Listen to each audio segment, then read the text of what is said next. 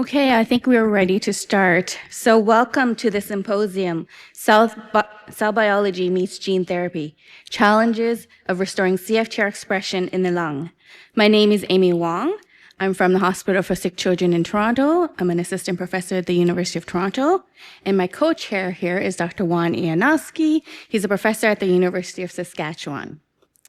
On behalf of my co-chair, Dr. Ionocytes, and myself, I welcome you all to this session on the intersection of cell biology and gene therapy.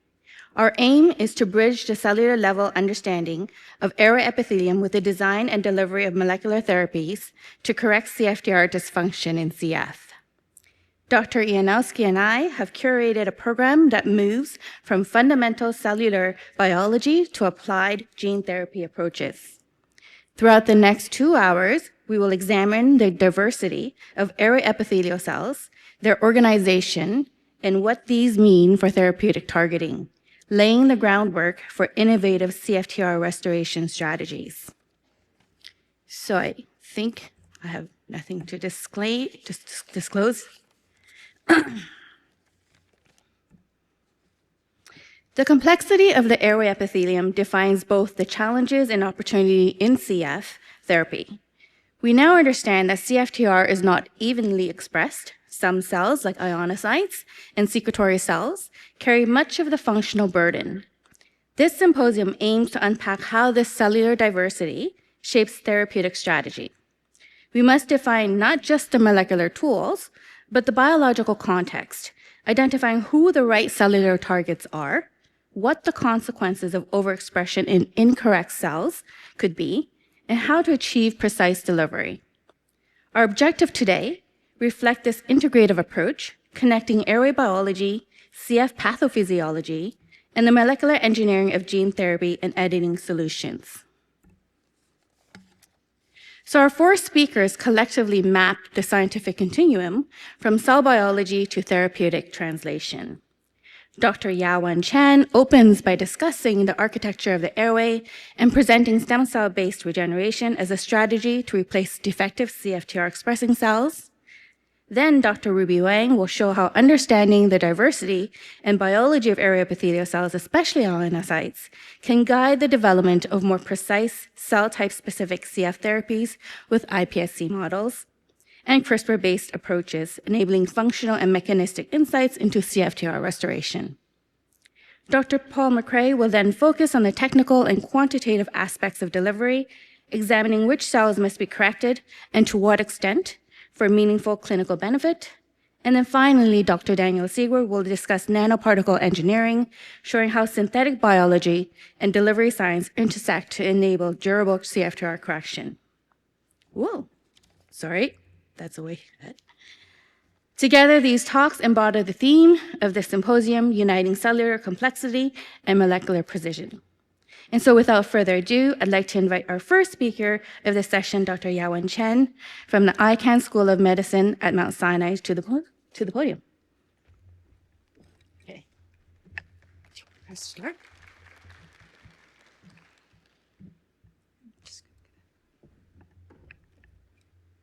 All right. Thank you, Amy. That's a very nice opening. I would also like to take this chance to thank Amy and Wang and the organizers for their invitation to this great conference. This is my first time to be here. I have nothing to disclose yet, but hopefully I will have a company next time when I present it to you. I do want to disclose this is my first CF conference. And so I even got a first-timer badge that I'm very proud of to wear at this moment. And I have heard a lot of great things about this CF community and how supportive this community is. So I'm very honored to be here to share part of our stories to you. So since this is my first time here, I would like to take 1 minute to introduce you what my lab is doing in the lung field. So my lab is specialized in using human pluripotent stem cell-derived lung organoids for different types of research. For example, that we use them to study human lung development. We use them for disease modeling, including some fibrosis, and we are more focused on respiratory infectious disease right now, especially for SARS-CoV-2 and influenza in the lab. We also use these lung organoids for stem cell therapy. we combine with bioengineering methods to try to fix bad lungs or make new lungs or trachea for transplantation. We also have a dream that we want to send our lung organoids to space to study how microgravity environment and cosmic radiation would impact lung development. Because we believe, one day we'll go space travel and women will get pregnant. We're also moving into transplant immunology because we do a lot of collaboration with our lung transplant team, so we are also moving into that field. So in today's talk, I'll focus more on how we use the lung organoids for stem cell therapy. When I was a postdoc, I developed this lung organoid model, and then we further developed another protocol that allows us to expand the population from these lung organoids, and we call it basal-like cells, because these cells express canonical basal cell marker, P63, SOX2, CD104, also called integrin beta-4, currently found in the NCAS 2.1. And if you passaging them for a few passage, they started to express NGFR, mature basal cell marker. When you put them on the air-liquid interface culture, it's a canonical, typical way that we test the potential of basal cell differentiation in the lab.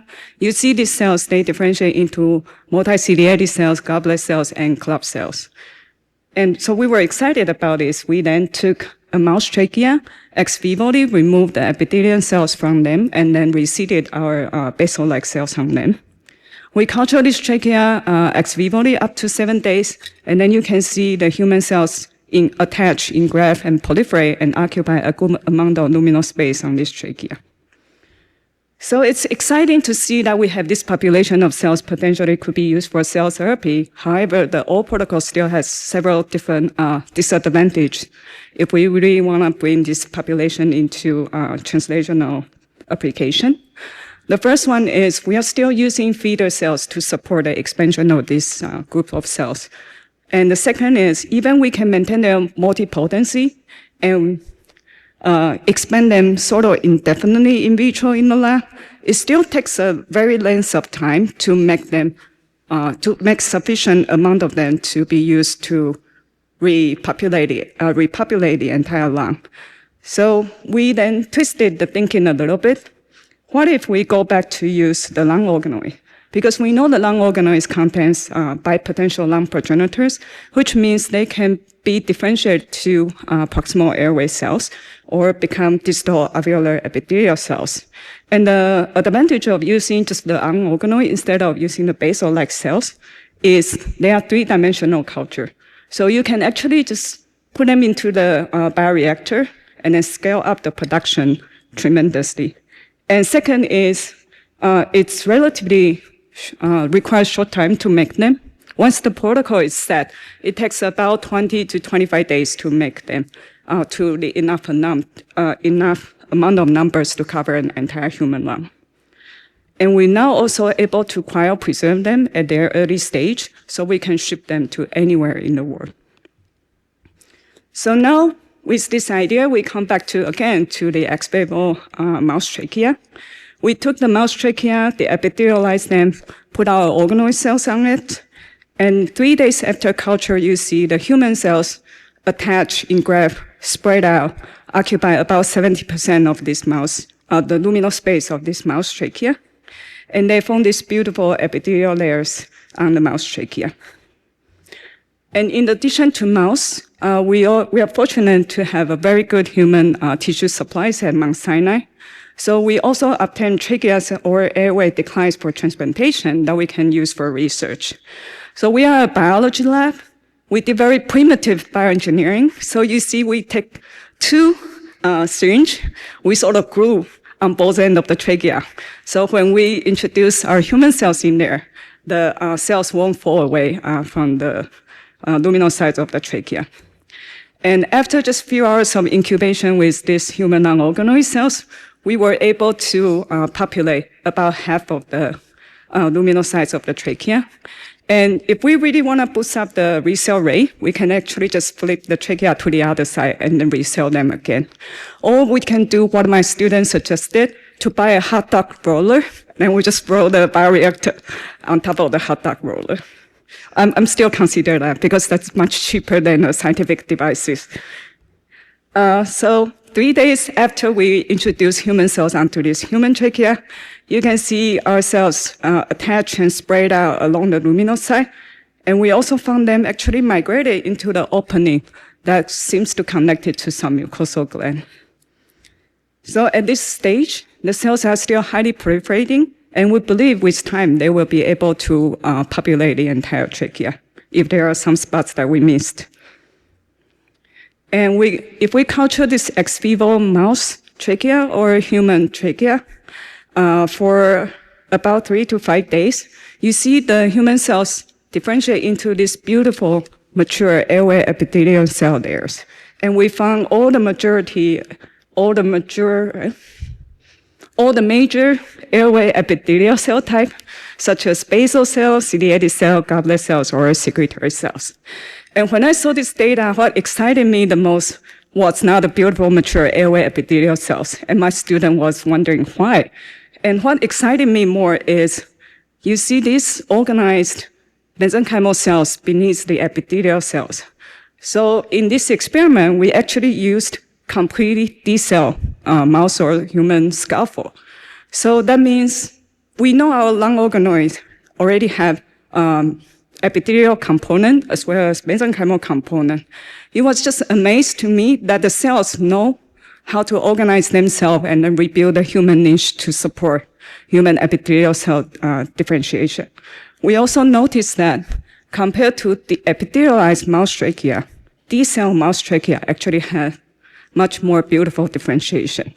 So if you're having mouse niche, they actually don't support that human differentiation that well. But if you have the human cells to completely reconstruct the mouse trachea and then become a human niche, the cells differentiate much faster and much more beautiful. So microenvironment is very important. So that was an exciting data, and then we decided to go in vivo because we eventually want to use these cells to the patients. Then we need to know how these cells would behave when we transplant them in vivo. And here we picked 2 different injury models. The first one is we did an incision between the second and third ring of the trachea, and then we just insert a catheter and then scratch the trachea wall at different locations. So just basically to mechanically remove the epithelial cells from the trachea. Second is we either intratracheal or intranasally instill polydocnal just to remove the mouse epithelial cells from the trachea. And then followed by either intratracheal or intranasal delivery of our cells. So here you can see 1 day post the cell delivery, these cells magically knows where to go. If there's an injury on the trachea, the cells attach to that region. If the mouse epithelial cells is intact, the human cells simply just pass by. Don't ask me how they did it. They just know how to do it. And 5 days post-transplantation, you see these human cells attach in graft and coordinate very well with the surrounding mouse epithelial cells. We are now able to maintain this in vivo mouse experiment up to 4 months now. These are 2 months' data, but we just got the 4 months' data back. They look as beautiful as this guy. And we know by 2 months in the mouse, we have all sorts of different mature airway epithelial cells that we can find in this human cell transplanted mouse trachea. So we are now doing some functional tests, because if even you have the marker expressed, it doesn't mean the cells has function. So here is one of the experiments we are doing right now. You can see this humanized mouse trachea. It's moving the red microparticle away from distal to the proximal side. Means the mucociliated function is at least doing something. And from the lavage of the transplanted mouse, we also detected all sorts of expected secretory proteins in the lavage, such as SCB1A1, mucin 5A or AC or 5B. So that's exciting, and I think this is another exciting data. When I saw it, I was very excited. My student also still don't know why. So we actually saw our human cells migrated into the mouse submucosal gland. And we know myoepithelial cells are considered to be the reservoir of airway stem cells. So This is I think it's very exciting to see our cells can also reconstitute the submucosal gland, which potentially will be the stem cells for the future if the airway gets damaged again. So that's all in the mouse. How would the cells behave when they are on the human graft, right? And if you look at the size of the human lung, human trachea, and the size of the mouse, there's no way we can transplant the human trachea or airway orthotopically, which means to its original location, to the mouse. So instead of doing orthotopic transplantation, we took a pieces of trachea or airway and then we decelled them. We put our lung organoid cells on it, and then we transplant this piece of tissue onto the kidney capsule or the greater augmentin of immunodeficient mice. So 7 days post-transplantation, you can see the cells still survive. And they started to differentiate because you see these pseudo-stratified epithelial cells showed up. What surprised me was 28 days in the mouse, we saw completely epithelialization of the tissues we transplanted. So this is what I mean. The human cells does much better job when you put them on the human niche compared to the mouse one. So short summary, I think this is an exciting project. We're still working on the small animal model to do some more functional tests. However, I think it's very promising, and hopefully next time I will show more data with you. And another exciting thing is that we also have a large animal team assembled, and we're ready to test the cells in the large animal swine model. And another thing at Mount Sinai, I'm really excited is that we already have the patient team ready to bring this technology into patient, hopefully in 2 to 5 years. And of course, my clinical chair would like this to happen yesterday. So for the next few minutes, I would like to maybe introduce something that I think what we can contribute to the CF field, right? The first thing, of course, is very straightforward, cell therapy. I know this is out of fashion for the community, but I hope with after my talk today, we will, I'll be able to bring your interest back to cell therapy a little bit again. And then another thing is my sci-fi story. I still need a postdoc to work on this, but what I think is, we know the lung organoids, when you transplant it under the kidney capsule of immunodeficient mice, it actually mimics human lung development. It has formed a single tube, branching morphogenesis, and eventually make the alveoli. And it also follows human timeline. So it takes about 7 months for us to see the first alveoli. But what if we can transplant the lung organoids to embryonic lung and just let the lung organoids develop with that lung, right? So we did a pilot study.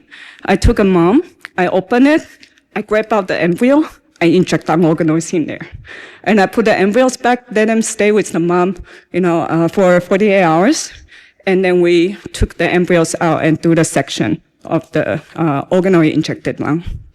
So you can see that if you just see the H&E standing or DAPI standing, you won't be able to see any differences just by the morphology. However, when you stand for human-specific markers, there's a patch of human cells incorporated into the embryonic lung. And I mean, at least to me, I cannot distinguish them from mouse lung. So I think this is one of the potential we can fix the congenital lung disease for the future. And we also tried to transplant lung organoids to the pig lung. They also got uptake at the injured site pretty well and differentiated. And the last few minutes, I would like to highlight Megan, who is a fantastic and talented physician scientist who came to me about 1.5 or 2 years ago, trying to convince me that our models could be used for CF. And she did. So she worked with the core design and established several different CF mutant line. And here you can see, once we generate organoids from the mutant line, the wild type organoids could respond to fosculin, but not the CF organoids. And she's sitting right there, so if you're interested in what she's using the lung organoids for her project, you can talk with her. Another thing I think she brought up was very interesting is lung development. So we think the CF is not just a postnatal lung disease. The disease could be predeposition, is that how you say that, during development. But it's extremely difficult to get fetal CF lung, right? So, but we know the lung organoid, once you transplant them under the kidney capsule, they mimic the human lung development. So what are we going to do is we are going to transplant the CF organoids to mouse's embryonic lung, or just simply under the kidney capsule of immunodeficient mice. They then grow, and then we'll see what happened compared with wild type. Okay, with that, I would like to stop here to thank our wonderful clinical team. The project is led by Aaron, a graduate student in my lab. He's also a thoracic surgeon attending in Taiwan who is taking his time off doing PhD with me. And the animal project is mainly, experiment is mainly led by Dr. Katerina Tiozo, who is a neonatologist at Mount Sinai. And I would also like to thank our funding sources, especially Department of Defense. Is it Department of War now? Who has been very supportive of our project from small animal now to large animal. Without them, we wouldn't be able to, I wouldn't be able to present our story to you here today. And thank you all for your attention.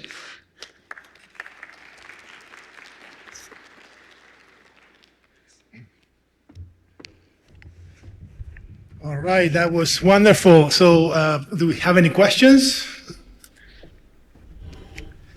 I lost everybody. Everybody's convinced. I have a couple of questions. In the embryo, when you injected in the embryo, the organoids, so they were human cells into a mouse. Do you have rejection in immunological responses that make this a... So we use NSG immunodeficient mice. Okay. They don't have adaptive immune system. Yeah. Okay, good. It's a question back there. Hi, really exciting presentation. So I was curious about your human cells making submucosal glands in mouse lungs. So of course, mice have very few and not as distributed as human lungs. So, so do you think if you put CF derived cells in a mouse lung, can you recapitulate mucoobstructive lung disease in a mouse model? I don't think so. I'm not trying to make a CF mouse model. But I agree with you. Mouse only have two large submucosal glands that are very proximal. And if we transplant CF lung organoids into the injured lung, I'm not sure we can completely recapitulate it, the CF phenotype. Yeah. Okay. But we do have, they can differentiate into other cell types that also express CFTR, maybe not the submucosal gland, but secretory cells and goblet cells, etc. Yeah. Okay, thank you. Okay. Very nice talk. I have a follow-up question to the submucosal gland cell or submucosal glands in the mouse lung. So you showed it in the trachea. Do you think that the human cells will try to make additional submucosal glands further down the mouse lung? Or do you think it's restricted to the trachea? It could be. So we were actually trying to check if those are nascent submucosal gland. Yeah, because I think when we sectioned it through, we did see the lumen, but we have, I have a colleague who is expert in submucosal gland. She did bring up the question, would this be a nascent submucosal gland? And she said there was a marker that can distinguish both. So we are trying to do the staining to see if those are newly formed, or it's really migrated into the original submucosal gland and just trying to repair the injured area. In the human T cells, we did see them migrated in and really repopulate the region, but those are ex vivo and also heterotopic transplantation. Yeah. Thank you. Yeah, go ahead. Yeah. So for CF, I think there's a predominant thought that small airways are an important site of early, pathology. And do you see any markers of those small airway cell types that, express surfactant protein B and secretoglobin 3A2? 3A2, we have it, not SPB. So Because, for immunofluorescence staining, what you can do is very limited. Now we are going into single cells and hoping that will give us better information in terms of the whole populations that we have on the trachea. We use trachea as a model just because mouse is tiny and it's just easier, more accessible. And we haven't gone down to the distal part yet. And just one quick note of caution about the apparent formation of glands is that, these cells are highly migratory. They really want to repair wounds. So they will sort of populate the edges of a graft or any crack in the tissue. So I think you need to make sure there's expression of those mucus and serous gland cell markers like PR4 and lysozyme and lactoferrin. For sure. These are more just preliminary. We are doing more staining to make sure we got everything. Thank you, Scott. It's a very interesting data. I just had a question. When you're transplanting the lung organoids, is that a heterogeneous population of cells? Yes. Do you have any sense of what the rough proportion of the major cell types are? So we were transplanting progenitor cells. So they are still expressing SOX2 and SOX9, like bipotential. And amazingly, when they landed on the trachea, they only differentiate into airway epithelial cells. At least we haven't found any alveolar epithelial cell markers expressed on those human cells. Single cell data will tell us more, but at least from IF, we haven't seen any other type of cells. And yeah, so it's more just the progenitor population. We are now transplanting mature populations in there. I see. Yeah. And the progenitor population is relatively uniform, or I'm just trying to get a sense of your lung organoids if it's the cell compositions in there. Yes. So it's majority the lung progenitor, and with it depends on how good your differentiation is. Directed differentiation. Yes. But mostly, if the endothelial pass 85%, then we proceed. So let's say you will have about 85% to 95% of epithelial cells in there, which we consider they are lung progenitors, and then about 5 to 15% of pulmonary mesenchyme in there. So that's why in the ex vivo graph we see the mesenchymal layers and the epithelial layers. But when we transplanted, ex vivoly, the mesenchyme can migrate into the scaffold. I haven't seen that in the in vivo transplant yet. Yeah. And sorry, just one last question. Do you have any sense of the durability of your transplanted cells? So like how long have you followed these mice out for? For now, our longest time is 4 months. Okay. And we still have a batch of mice that's ongoing. We're going to sec at the moment we are going to submit a paper. Okay. So that would be the longest time point. But now 4 months is, yes. Thank you. I'm going to have one final question. It's very quick. So the stromal cells, the mesenchymal cells are in your alveoles or your organoids. Do you know what type of stromal cells they are? They're also progenitors. So, okay, so you don't know if they're like fibroblasts, myofibroblasts, of like what exactly makes up that stromal component? In the organoids, I think they're still quite early stage, but when they get onto the scaffold ex vivo, they become fibroblasts or whatever's beneath that. I see. Yeah. Okay. All right. Thank you. Thank you very much.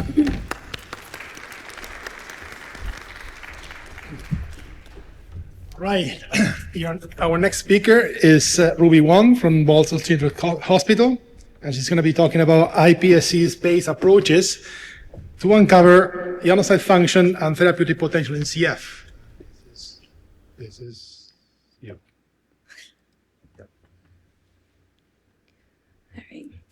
All right. I want to thank the organizers for inviting me.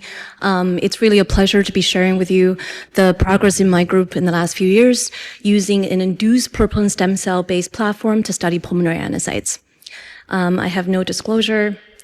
As a cystic fibrosis clinician, I've just been really amazed by the progress of CF care. That being said, there's fundamental questions still remain on the airway cell types. And answering that is critical for both fascinating from a scientific perspective, but also critical because next generation therapies really aim to restore CFTR function. But key questions still remain about which airway cell types to target. And it's been just a wonderful conference so far, but it seems I've just seen some of the talks, the cellular basis of CF lung disease is still not fully understood. With the advent of single-cell RNA-seq, we really start to appreciate just the diversity of airway cell types. Just very quickly, ciliated cells are the most abundant airway cells and essential for mucus clearance, but they have minimal CFTR transcript level. Basal cells have moderate CFTR expression, and they're the progenitors for multiple airway lineages. And so a fascinating question really is, could even modest CFTR in these cells still have a meaningful effects or serve as therapeutic targets? And of the CFTR expressing cell type, secretory cells really contribute to the largest surface area in the airway. And especially since Scott said, small airways is really where mucus obstruction occurs, and these secretory cells are a significant CFTR expressor there. Could they be the therapeutic focus? And perhaps one of the most striking findings from the single-cell data is that of the pulmonary ionocytes. These are extremely rare cells that are expressed highly CFTR on a per cell level, and they express the transcription factor FOXI1. And so a key question in the field in the last few years have been, what do these ionocytes do? An overall question in the field obviously is what cell type or cell types are the most relevant in cystic fibrosis. So in the last few years, some really wonderful studies have really starting to shed light on this question. In the mouse, if you knock out FOXI1, you have increased mucus viscosity. In the human primary bronchial epithelial cells, it was shown by one of my co-speakers here that ionocytes mediate chloride and fluid absorption. And in the transgenic ferret model, we knock out FOXI1, it really starts to mimic a CF phenotype, and it was shown that ionocytes in the ferret model mediate chloride and fluid secretion and mucociliary clearance. And a very interesting story studied by our organizer here.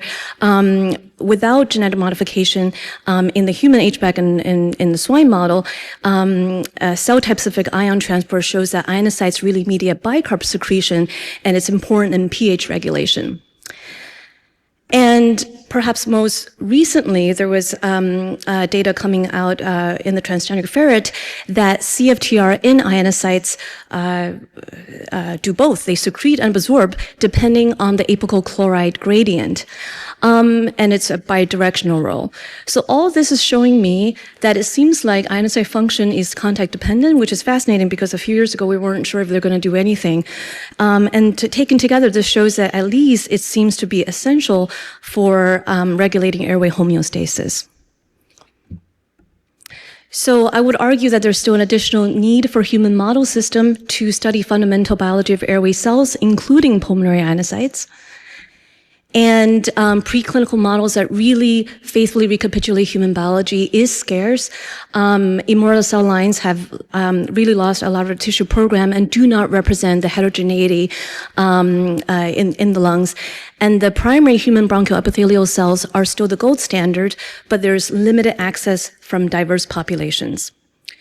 So we think an induced pluripotent stem cell platform can be a complementary approach to model lung disease. And I think everyone here knows iPSCs, but essentially by taking somatic cells, we can reprogram the somatic cell back into an embryonic stem cell-like state. And this, I'm showing you the iPSC colony from a patient of mine with cystic fibrosis. And we can couple this technology with gene editing techniques of CRISPR-Cas9. So this iPSC colony is a CFTR-corrected iPSC colony, but we can do this for any other genes. And I will show you our data when we also modify FOXI1. And the syngeneic iPSC can be differentiated to airway epithelium in parallel as both 3D, bankable 3D organoids, as well as 2D air-liquid interface cultures. And the advantages is that it's patient-specific, it's non-invasive, and the iPSCs are very amenable to gene editing. So how do we make airway epithelium? Very quickly, this is a stepwise directed differentiation protocol that tries to recapitulate in vivo lung development. The first 15 days are on 2D. We take iPSCs, make definitive endoderm, anterior foregut, and long progenitors. And the long progenitors are then purified in the presence of FGF2 and FGF10. We make airway 3D organoids. And most recently, we're able to make airway basal organoids. The basal cells are then purified by the surface factor receptor NGFR, purified and plated onto transwells and differentiated at air-liquid interface for differentiation into a pseudostratified epithelium. And I always love showing this video because this is this is a bird's eye view of the transwell cultures. This is a cystic fibrosis patient of mine. We took the blood, reprogrammed it to iPSCs, did the CRISPR correction, and then went through this whole process, which took 90 days. And we were able to see just beautiful beating cilia. And staining shows a carpet of alpha-tubulin positive ciliated cells interspersed with MUC5B positive secretory cells. And the basolateral surface, we have keratin 5 basal cells. And we performed single-cell RNA-seq on multiple iPSC lines, and we found that we have generated the major airway cell types. We have basal cells, secretory cells, as well as ciliated cells. And I have this paper is published, but I have some of the top differentiated genes highlighted here. But perhaps most exciting for me, we were able to generate this distinct cluster of pulmonary ionocytes. And I just want to zoom in on the differentially expressed genes of these ionocytes. As you can see, some of the key markers are enriched in this cluster, including FOXI1, ASCL3, and as well as CFTR. And they represent about 1% of our total airway population. So here's a UMAP again, and again, our iPSC ionocytes have FOXI1, ASCL3, but also express BSND, or at least a subset of them do.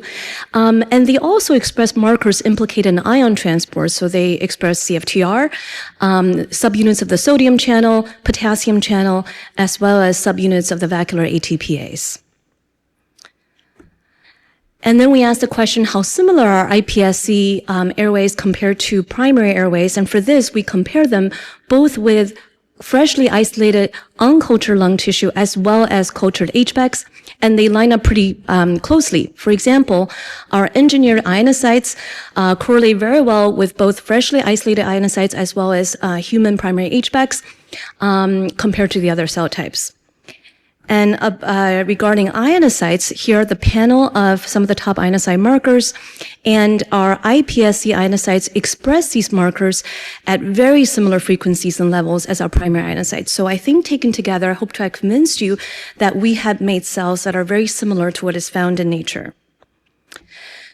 So can we model disease? And for this, we have our CF and CFTR corrected iPSCs differentiating to air-liquid interface using the protocol I just showed you. And when we perform oozing chamber analysis, here's the blue is our CF line. There is no chloride transport, but when we correct the CFTR, there's now a restoration of CFTR-dependent current. So this is pretty robust, and it's on the amplitude as primary. And so we then asked the question, where is CFTR expressed in our system?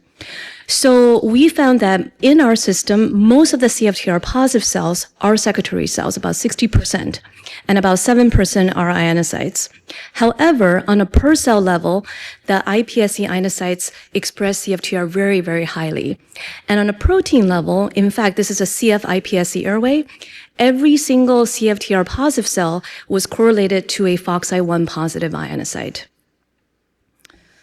We also stained for BSND, and here is an iPSC-derived ionocyte stained for BSND, and you see these, really beautiful, for the lack of a better word, cellular extensions, and it's very similar to the primary ionocytes, and it really begs the question of what cells are touching and how they're communicating with their environment.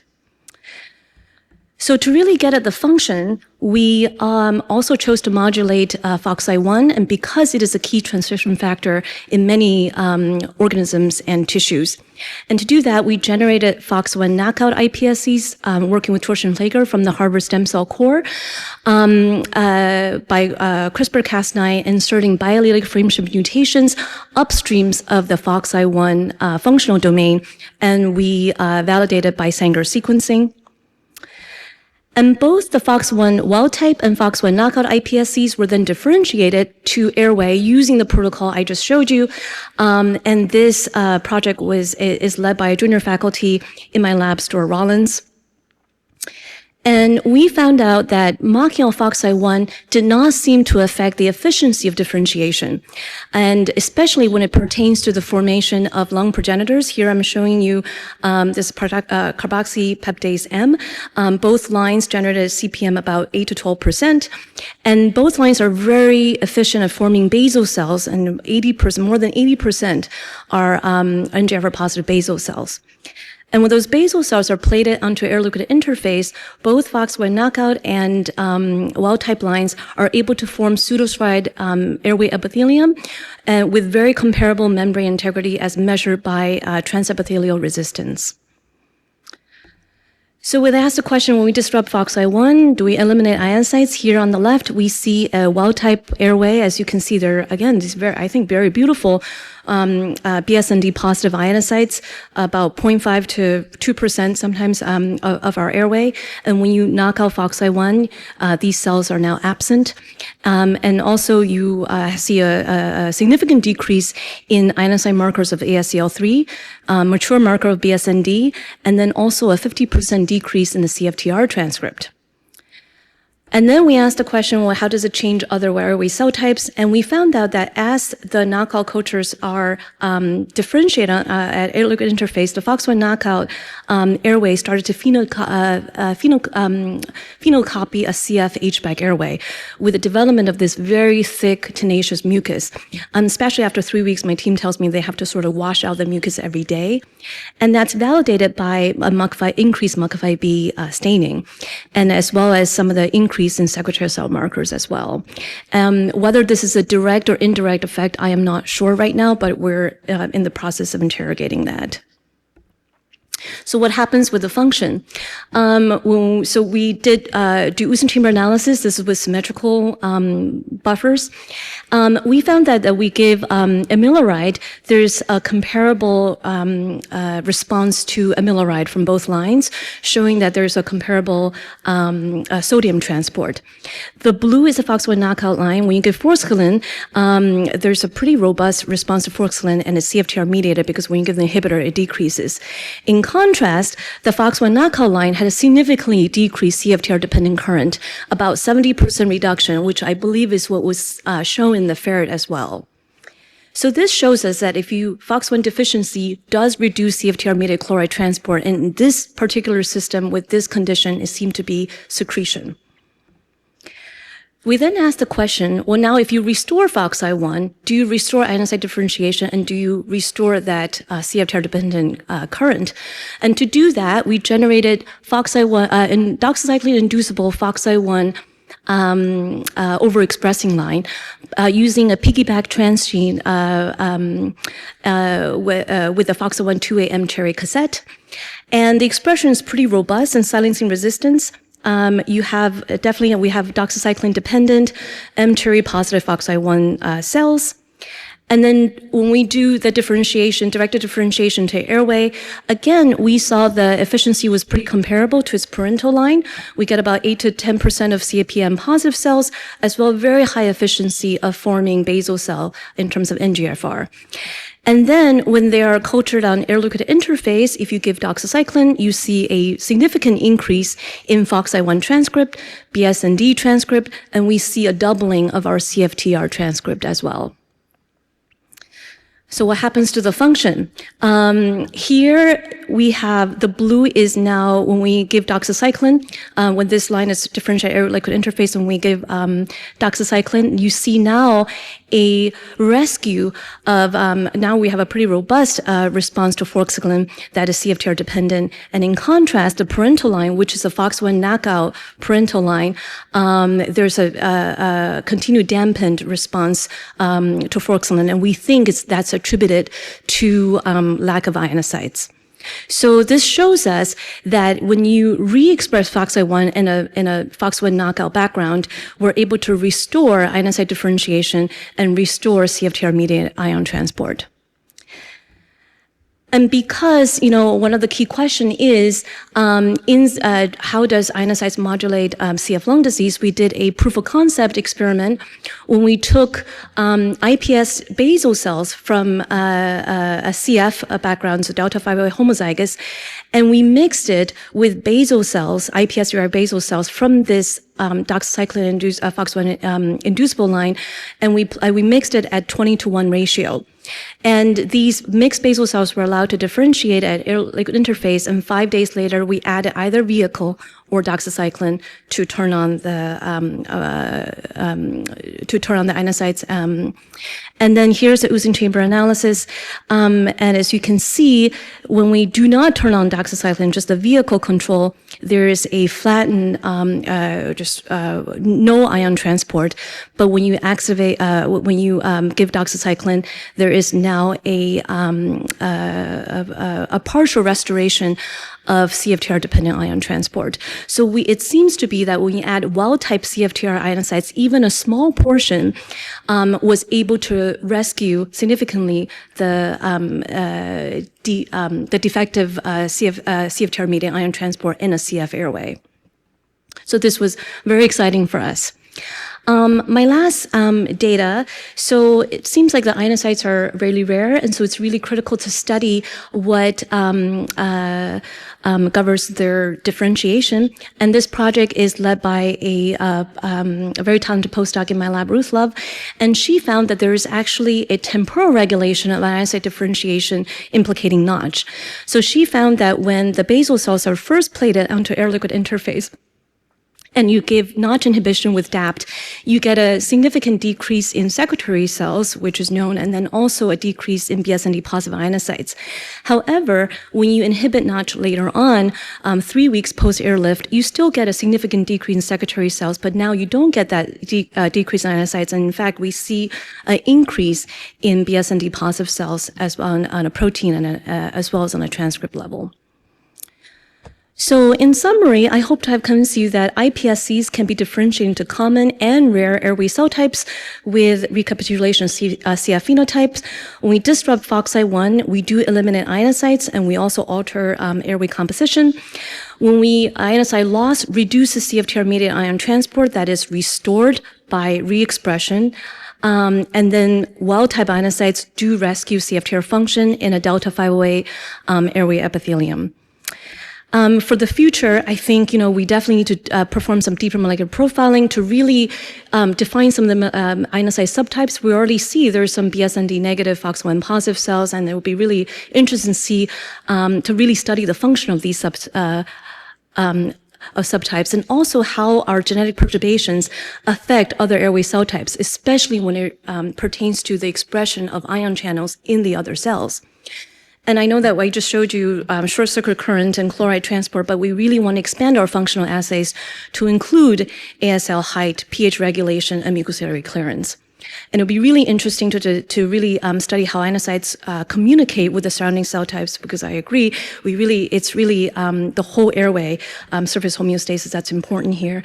And it'd be really great to study ionocytes in a regional disease context. How does it differ from small and big, large airways, and how does it change in different disease stages such as asthma, infection, and inflammation? So with that, I would love to thank my very small lab, but it's very functional, and I really love going to work every day to see you guys, and my just amazing collaborators, and then also to my funding sources as well.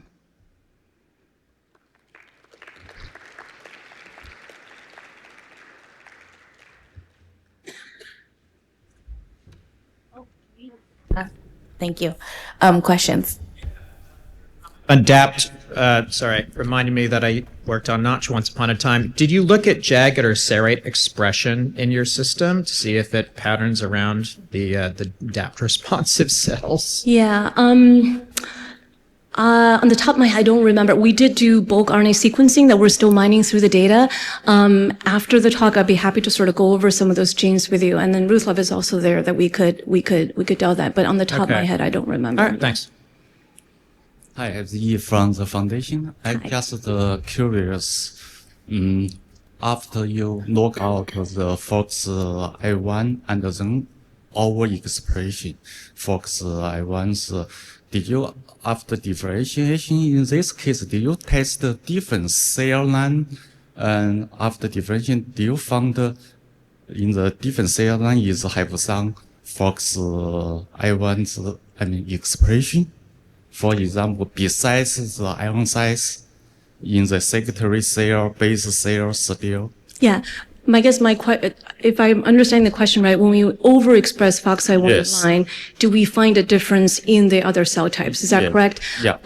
So we have that line in, so to answer that question, we have some transcript markers that did not show a significant difference. However, we don't have protein staining yet, and we need to do it several times to really make sure that there's no change in other cell types. And we also have plans for single-cell RNA-seq as well to see if that how that perturbation changed the other cell types. Yeah, if you found is in another cell line, cell type found the FOXI1, so I just wonder if this is true, how to affect the different cell line, different cell type, this CFTR expression level, maybe or increase or not. I absolutely agree. That is something that we're actively trying to pursue right now. By transcript and also by protein, we would love to also look at other cell types, how all the ion channels change on the other cell types as well in terms of their localization. And again, I hope I'm answering your question right, but I agree. Okay, thanks. Go ahead. Hello, thank you. I'm Karen from Case Western Reserve University. I had a question about your ALI cultures from the FOXI1 knockout cells.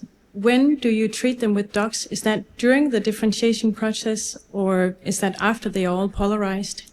Yeah, so I believe the doxycycline was given within a week of differentiation ALI and maintained throughout the differentiation until our Using chamber analysis. Okay, because my question was, when you have a polarized ALI cell culture, can you then go in and do changes to the cell composition and the heterogeneity of those cells? Do you know that? So when we activated doxycycline, it was within a week. So that's a really good question, right? Exactly when the ionocytes emerge and the progenitors of ionocytes emerge, we don't know. But I think the doxycycline is added earlier on.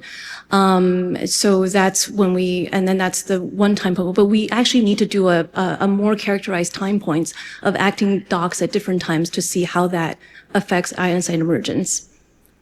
I hope that, again, answers your question. Thank you. Hi, so that's an exciting area and a fascinating data. So I'm Beate Ilek from UC San Diego, and I was wondering, have you performed these experiments with the iPS cells also from a cystic fibrosis patient? So I'm curious whether F5A del function, for example, would go up in ionocytes and whether it's regulated through FOXA1.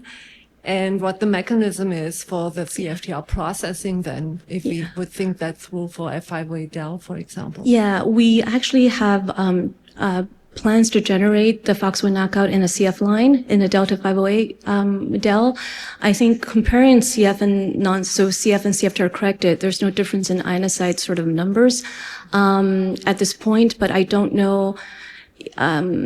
Yeah, but that would be, I agree with you, that is a very exciting, I think, area to pursue. Thank you. Okay, one final question from my trainee. Way to go, Kishani. Hi, my name is Kishani, and I'm from Toronto. And I just wanted to clarify or ask that, so I guess when you said, when you knock out this FOXI1, you don't see a difference in the differentiation potential because you're still seeing your NGFR positive basal cells. But when you continue differentiation, you see there's a difference in terms of like mucus secretion. There's just a lot more. So are you suggesting that these ionocytes potentially do play a big role in the final phenotype, the differentiation of the final phenotype that you're seeing? Yeah, so that's a good question. Right, I think I mentioned in my talk. So what I meant was when we knock out FOXI1 did not affect the efficiency of forming lung progenitors and NGFR positive basal cells.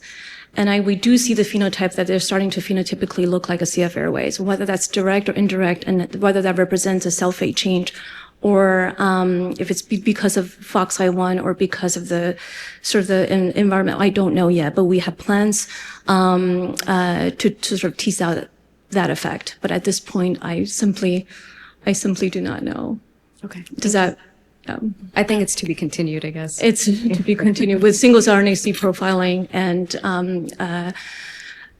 lineage tracing at some point, I think, to really tease out that question. Cool. Thank you. Okay, thank you. Thank you very much. Dr. Wayne. Our next speaker is Dr. Paul McRae from University of Iowa, and his talk is Hitting the Target, Challenges and Progress in Delivery of Airway Epithelial Cells.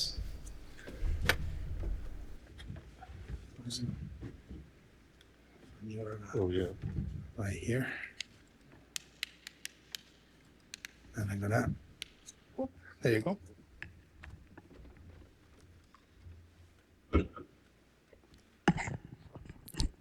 I'd like to thank the organizers for the opportunity to present some of our work here today. This is my disclosure.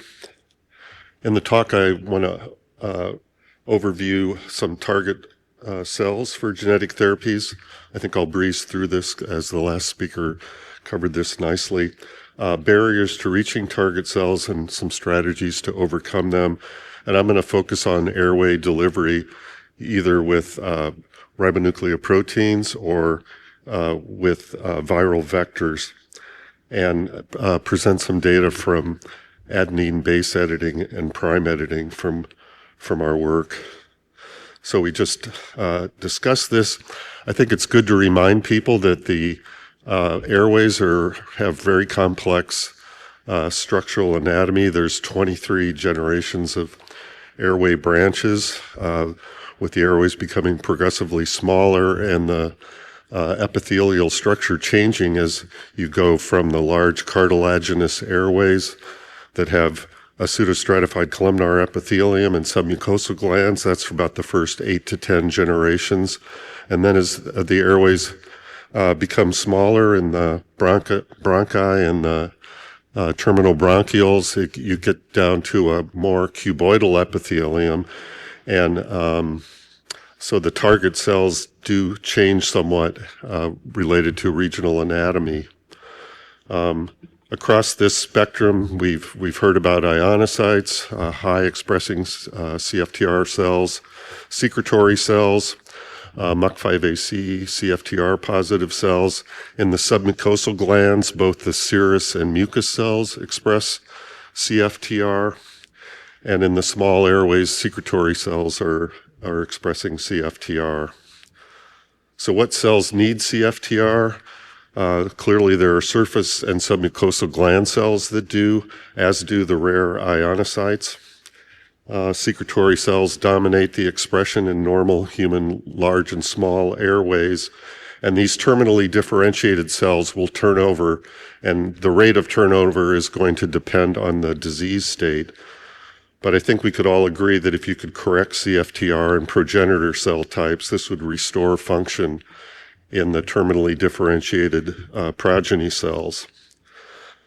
So what are some of the barriers to try to prevent us from accomplishing our goals?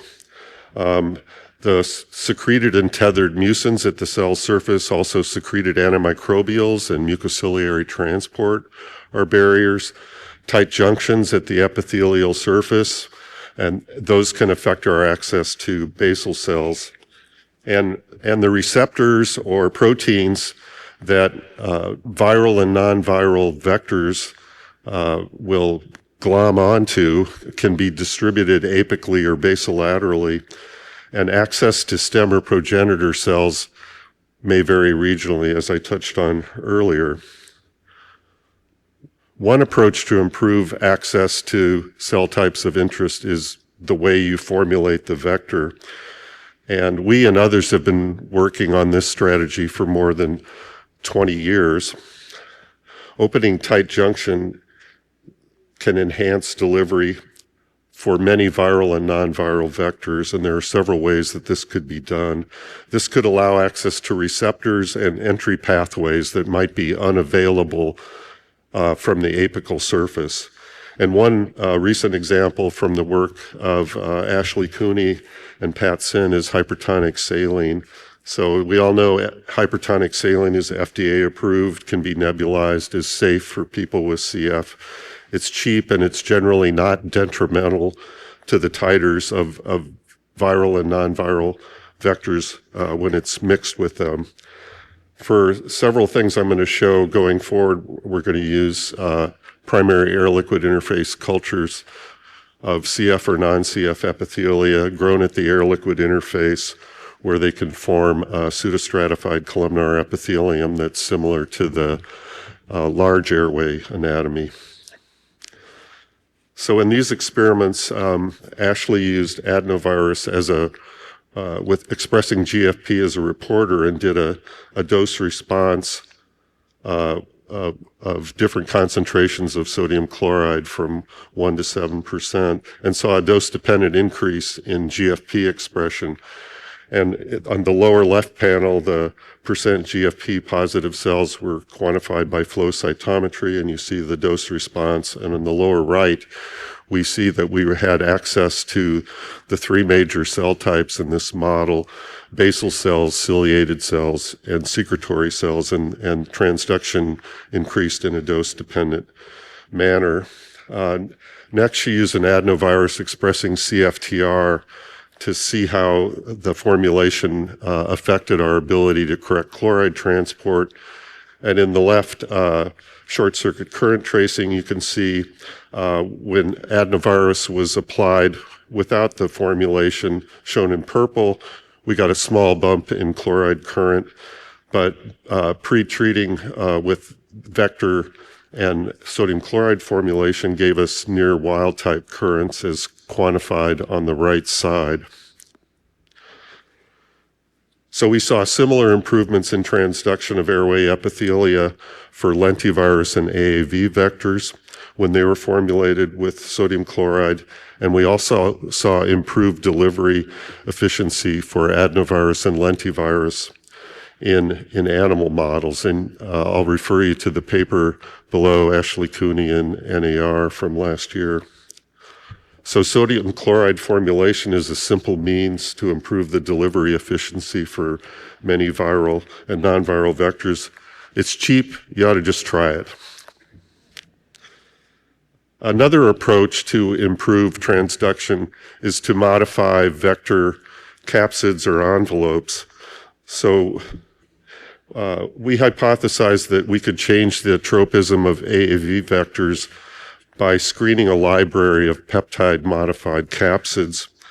And I was lucky enough to collaborate with Beverly Davidson at CHOP on this work.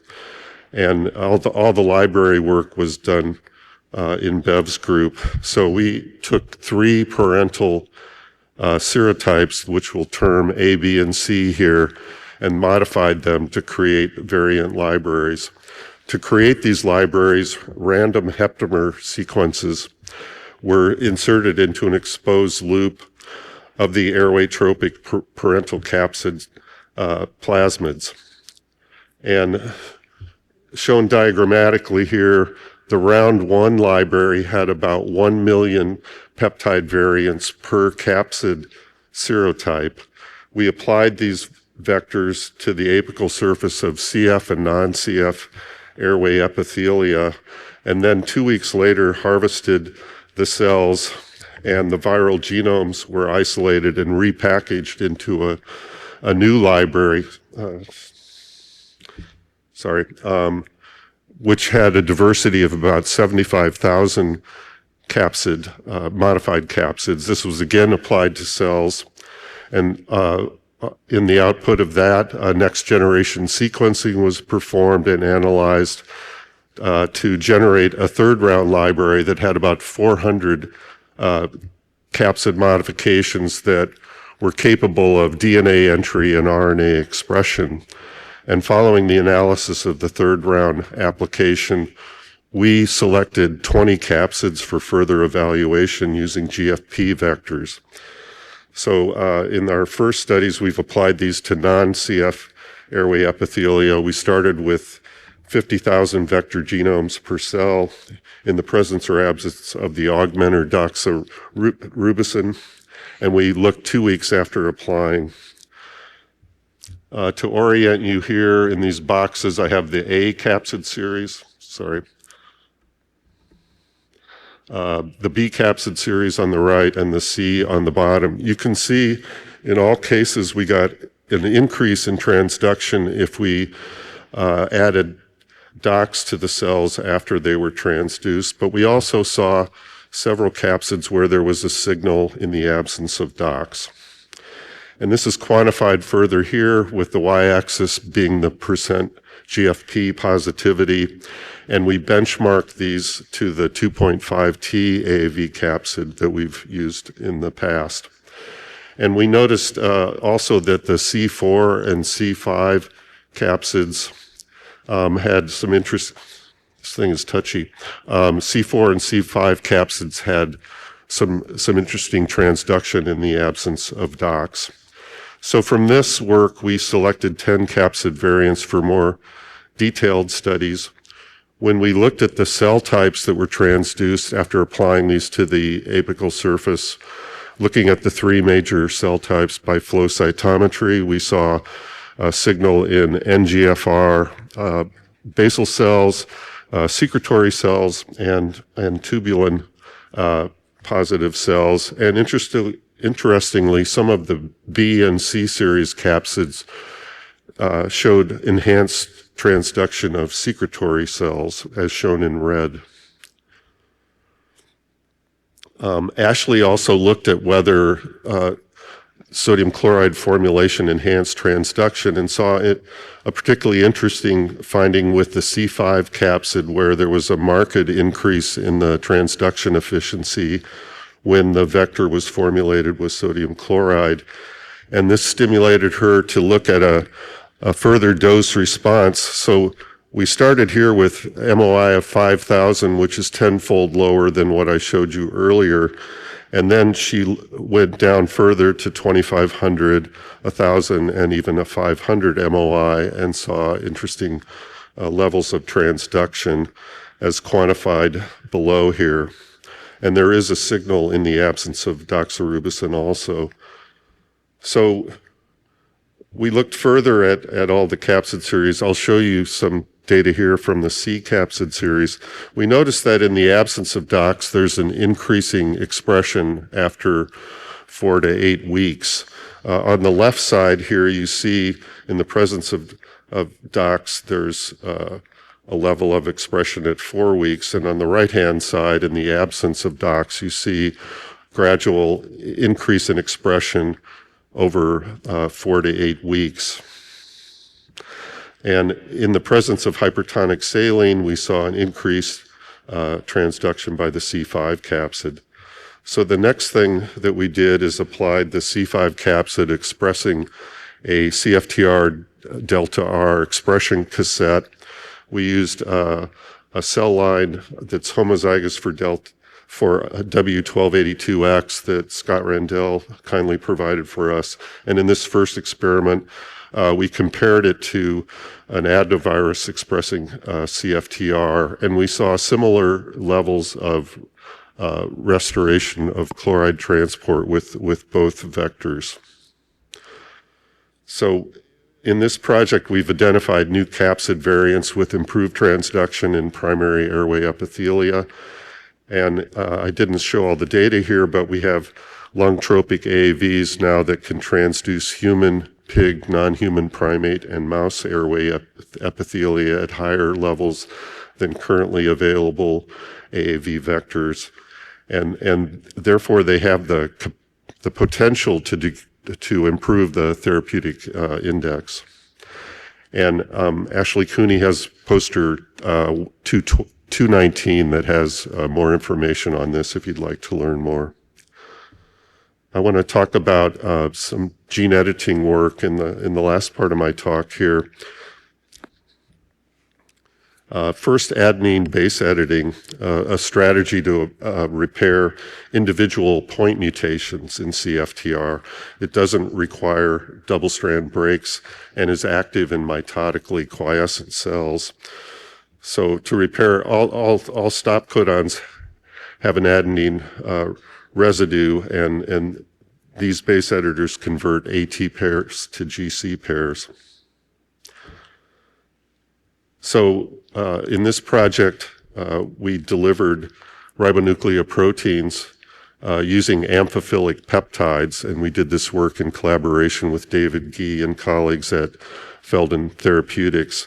And we focused on the R553X mutation and successfully delivered the RNPs with the peptide. The peptides allow the RNPs to rapidly enter the cytoplasm. And we edited successfully about 10% of the alleles and saw CFTR functional expression in Using chamber assays of around 40 to 50% of non-CF controls. And this work was published in a couple of papers recently with Katarina Kulankova as the first author, and I'd refer you to those to look at those data in more detail. The last thing I want to talk about is prime editing to repair delta F508. So prime editing can repair transition and transversion point mutations, insertions, and deletions. And again, no requirement for double-strand breaks or DNA templates, and you could modify up to or exceeding 100 base pairs. The key elements of prime editing are Cas9 nickase, tethered to a reverse transcriptase, and a prime editing guide RNA or PEG RNA that provides the template for RNA templated DNA synthesis. In work last year spearheaded by Alex Sosa and Colin Hemez in David Liu's lab with their colleagues, they optimized some prime editing reagents for F508del. And this included 6 advances in prime editing technology. And in that study, they edited up to 58% of the alleles in 16-HBE cells and 25% in primary CF epithelia work done with us using mRNA electroporation. And these advances include the PE6C prime editor, a dominant a DNA mismatch recognition protein MLH dominant negative, and 3 guide RNAs, the PEG RNA, the nicking RNA, and a dead RNA, guide RNA that improves accessibility of the prime editor to the site of the edit. So for the project I'm talking about today, we asked, can we deliver all of these goodies in a single vector? And we selected helper-dependent adenovirus for this work. And on the top here is a cartoon of the vector that we're working with. It contains the MLH1 dominant negative protein coding sequence, the sequences for the nicking guide, the EPEG RNA, and the dead guide RNA, along with the prime editor, and we've also included a neon cassette. So this is about 14 kb of sequence that easily fits in the 32 kb packaging capacity of helper-dependent adenovirus. So Katarina has recently done a pilot study looking at a dose response in Kufi-8 cells, which are a delta F homozygous cell line. So these cells were transduced in submersion culture and allowed to expand. And then they were plated at ALI. And 3 weeks later, we looked at ion transport and sequenced the cells.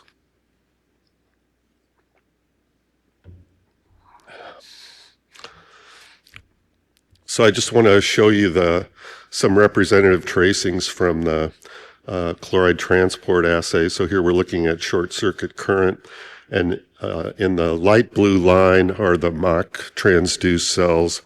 In the dark blue line is the response to ETI in these cells, and the gray line is the non-CF airway epithelia 3 weeks after transduction and plating at the air-liquid interface.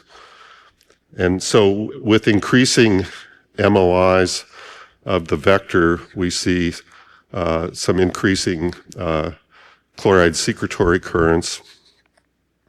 And this is plotted here where we reached around 40 to 50 to 60% of the non-CF control cells with an MOI of 170. Furthermore, we saw a dose-dependent increase in the insertion of the 3 missing nucleotides at that locus, up to 40% correction. And we saw a favorable edit-to-indel ratio, favorable in the sense that it was at as good or better than what was published in the previous paper. So these results suggest the feasibility of a durable one-time treatment for CF. So in the ongoing work, we're looking at transducing primary CF epithelia grown at air-liquid interface, working with the Case Western group to test the vector in humanized exon 11 F508 del mice, and we're also exploring capsid modifications to reduce innate immune responses to the adenovirus vector. And I'd like to acknowledge people in our group doing this work: Katerina Kulankova, Ashley Cooney, Patrick Sin, Ian Thornell, my partners in crime at Iowa, Beverly Davison and her friends at CHOP, David Gee and colleagues at Felden Therapeutics, Colin and Alex and others in the Lou Lab, Greg Newby and Alice Tarantel, and our funding sources. And thank you all for listening.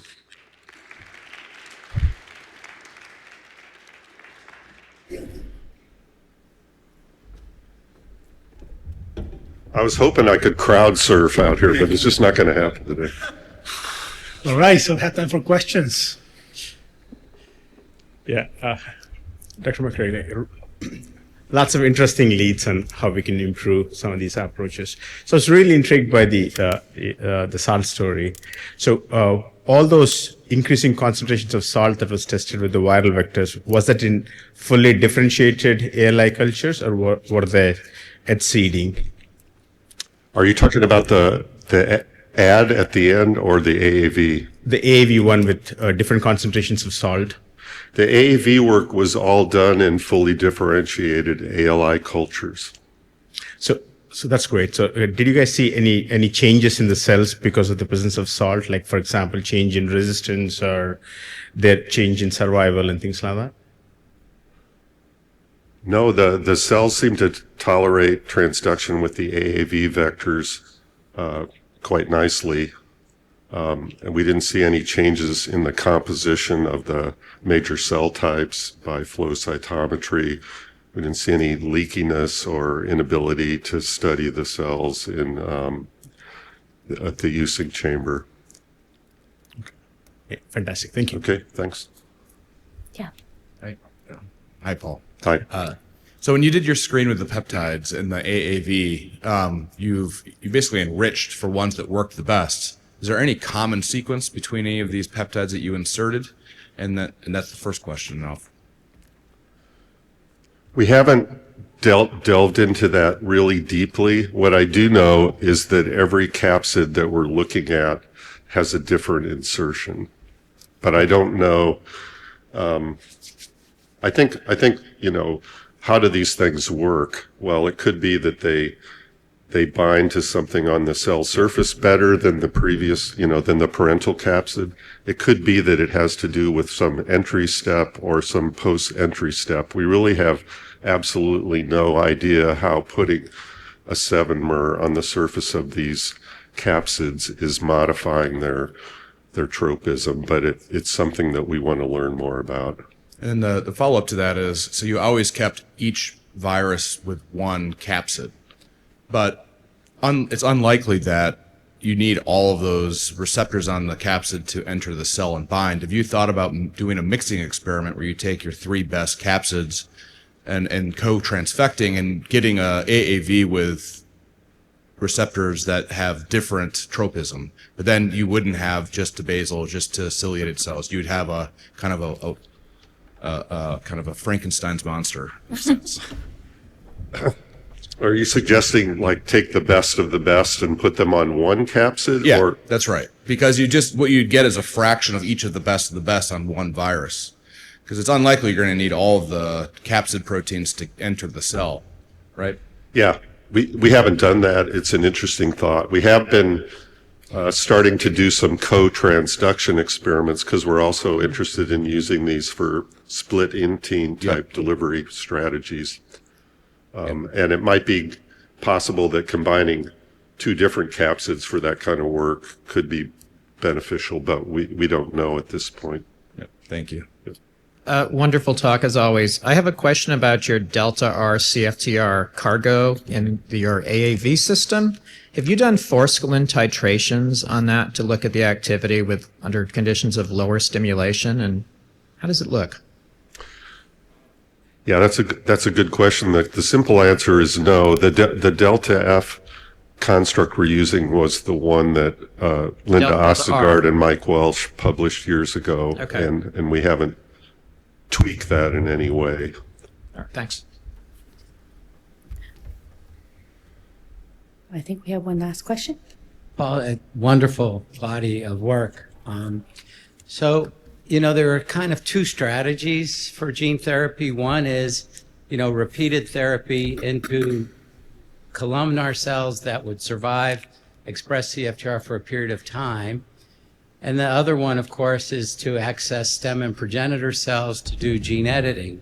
So in the AAV experiments where you try to enrich for better AAVs, should you have done that with hypertonic saline so that you could access the stem and progenitor cells if it was for the intention of adding things that would integrate or do in gene editing? Yeah, as usual, that's a good question. Of course, we weren't thinking about that when we did. We were, I guess, our thinking at the time of starting that project was whatever could percolate down into the epithelium would be suitable, but we may have gotten some different results if we had done it with and without those formulations, and we didn't do that. It's a good question. Okay, thank you, Dr. McRae. For SFR. Before we introduce Dr. Stewart, I would just like to have a little shameless plug here. I would like to congratulate Dr. Mike Walsh from same University of Iowa for winning the Garner International Prize this year. I don't know if you know, but that is essentially the Canadian equivalent of a Nobel Prize. And I would say the committee who selects the recipients of these awards, about 50% of them go on to actually win the Nobel Prize. So congratulations to Michael Welsh. I think that the University of Iowa is very, very proud of him. Next, we're going to listen from Daniel Siegert from the University of Texas at Western Medical Center. He's going to talk about design and development of liquid nanoparticles durable CFTR gene correction in lung stem cells. Thanks, very helpful. It's really a pleasure to be here. These are my conflict of interest disclosures for the presentation. Lipid nanoparticles are conventionally made of 4 classes of lipids. The first lipid are termed ionizable aminolipids. They can bind and release negatively charged nucleic acids in a pH-dependent fashion. The other lipids are often called helper lipids, but they do much more than that. Phospholipids help to fold around nucleic acids in water pockets in nanoparticles. Cholesterols hold the nanoparticle together above the pKa of the ionizable aminolipid. And these pegylated lipids coat the surface of the nanoparticle to mediate colloidal stability and facilitate cellular uptake. These LNPs are often formed by a method called the ethanol dilution method. All 4 lipids are dissolved in a water-miscible solvent, ethanol, and rapidly combined with nucleic acid dissolved in an acidic buffer to protonate the carrier tertiary nitrogens in the lipids. They form these self-assembled structures that we can characterize for their size, shape, nanoarchitecture, surface charge, and incorporation of a wide variety of nucleic acid payloads from small RNAs to large base editor RNAs that we'll talk about today. These phospholipids and helper lipids and cationic lipids that make up lipid nanoparticles do ultimately resemble VLDL in their nature, which is, after all, a cholesterol lipid fat ball in our blood. Consequently, lipid nanoparticles tend to absorb apolipoprotein E from the plasma, and this mediates tropism to the liver across species. Now, one can reflect on the size differences of the original goal of lipid nanoparticles, which was to deliver an 18 to 22 base pair siRNA, to the present goal that I'll talk about today, a large base editor mRNA, and potentially adjust the molar ratio, which is ultimately number of molecules, to better accommodate those larger nucleic acids into the lipid nanoparticle structure. So we did that here and found that decreasing the cationic lipid and increasing the phospholipid led to an improvement in the nanostructure and incorporation of long mRNAs, but nevertheless did not change that liver tropism property, which is problematic for a goal like correcting CFTR, primarily in the lungs as the first organ of interest. So this led us to the development of a platform we called selective organ targeting. We first hypothesized that we should not manipulate too much those core 4 lipids, because after all, we and others had just spent decades optimizing those chemistries and those lipid ratios. But instead, perhaps we could add a 5th molecule that would not disrupt the fundamental nature of self-assembly and delivery of RNAs, but might change how the nanoparticle interacted with biological systems. So, for example, they may no longer bind apolipoproteins and might bind to something else for delivery to extrahepatic tissues like the lungs. And indeed, we discovered that if one incorporates 40 to 60 mole% of lipids that harbor quaternary ammonium head groups, this will redirect nanoparticles that are intravenously administered away from the liver and towards the lungs, where they can transfect lungs from the endothelium to the epithelium. Conversely, if one incorporates anionic lipids with carboxylic acids or phosphates as the head group within the empathic lipid domain, at 3 to 30 mole% of total lipids, this will redirect nanoparticles to the spleen, which, as I'll show in a moment, can transfect T cells in addition to other immune cells of that organ. And really, we found that the key molecule for binding apolipoprotein E are these tertiary nitrogen-containing lipids. So if you mix 2 of them together to broaden the pH buffering capacity of the LNP, that can increase liver tropism and efficacy in that organ by about 10-fold. So we determined that the mechanism by which this takes place can be termed endogenous targeting. When lipid nanoparticles are taken into the body, into the bloodstream, some of those surface polyethylene glycol lipids desorb and expose the underlying molecules of the rest of the lipid nanoparticle, including sort molecules. And this can lead to affinity to different plasma proteins that might therefore form an endogenous targeting identity to interact with cell surface receptors in hepatic and extrahepatic tissues. To investigate that, we administered all 3 sets of lipid nanoparticles, in this case encoding an mRNA encoding a luciferase mRNA, into wild-type and ApoE knockout animals that do not have ApoE. We found here that, as expected, delivery is dependent on ApoE expression for liver-targeting LNPs. They lose activity in ApoE knockout animals because they do not have that plasma protein to bind.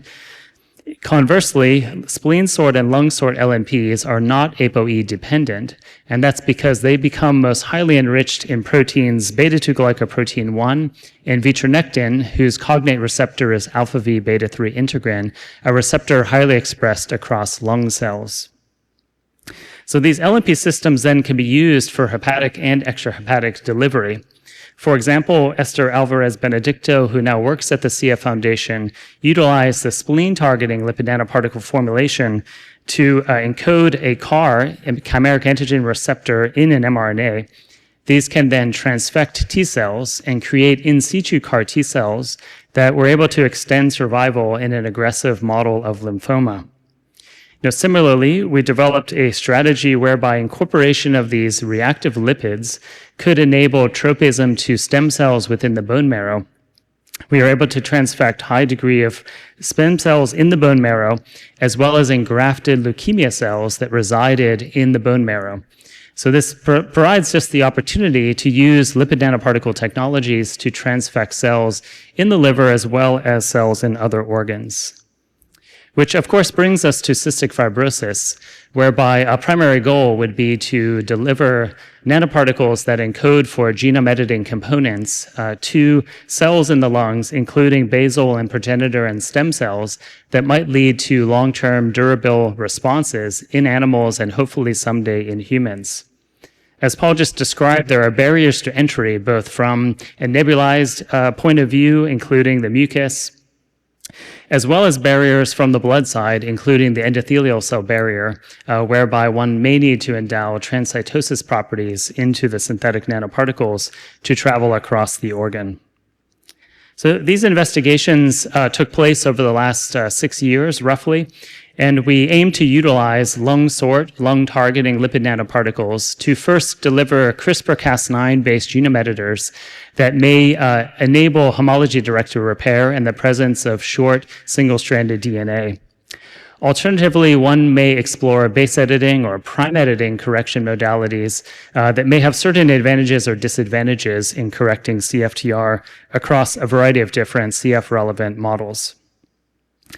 So initially, we developed a homology-directed repair-based correction of the G542X nonsense mutation. So molecular picture here are these 5-component sort LNPs described in the cartoon in the top left, which are rapidly combined with an acidic solution of Cas9 mRNA, donor DNA template, and a single guide RNA designed to target the G542X position. We pursued correction of G542X in both G542X CF mice at Case Western Reserve University and human bronchial epithelial cells that were provided by Recode Therapeutics. As we see here, the efficiency of HDR correction of G542X to the correct CFTR sequence in CF mice was pretty low. There was a large standard deviation from essentially no correction to 2%, and we were therefore quite disappointed, although this was a step forward. Similarly, in human bronchial epithelial cells, when we transfected undifferentiated cells, the rates of HDR correction efficiencies was 15 to 20%. However, when we pursued fully differentiated cells that are largely comprised of these basal and stem-like cells, the efficiency dropped to only 4%. So this led us to contemplate the use of technologies like base editing that may work in non-dividing cells that do not require double-stranded breaks, do not require a DNA template, and ideally would not significantly disrupt native CFTR expression. So we've already heard a little bit about how this works, so I'll provide now the data mainly from the perspective of an engineer like myself. So first we wanted to create best opportunity for delivery of base editors to the lungs. So we started with these 5-component lipid nanoparticle formulations that contain the cationic lipid DOTAP, ionizable lipid 5A2SC8, DOPE cholesterol, and PEG-DMG. We were able to decrease the amount of the cationic lipid DOTAP from 50 to 40%, and consequently increase a little bit the amount of the ionizable lipid. This adjustment of the molar ratios did increase lung delivery, which then could allow us to dose at a lower concentration in vivo and potentially improve the tolerability of these formulations. To understand which cell types could be transfected with IV-administered lung sort LNPs, we took advantage of a mouse called an AI14 TD tomato mouse. These animals express lock-stop-locks TD tomato in all cells and all tissues. Delivery of a Cre recombinase encoding messenger RNA facilitates DNA recombination in these transfected cells and turns on red TD tomato expression. So working with Denise Ramirez in the whole brain microscopy core, we're able to see red positive cells actually from the bottom of the lungs to the top of the trachea in this 3D reconstitution.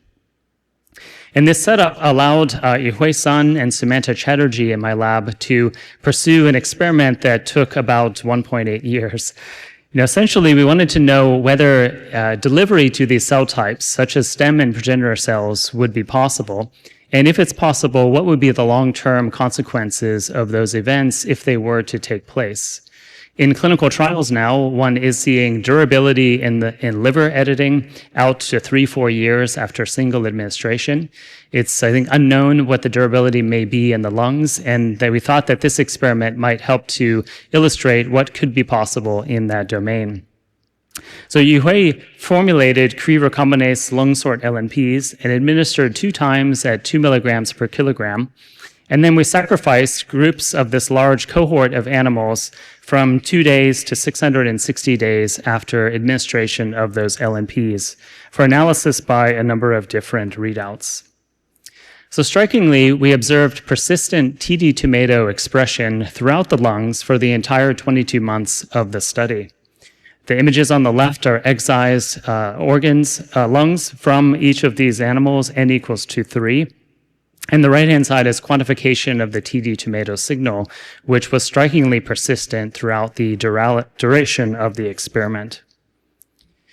Ya-Wen and Samantha picked a dosage that would lead to TD tomato expression in roughly 50 to 60% of all cells in the lungs.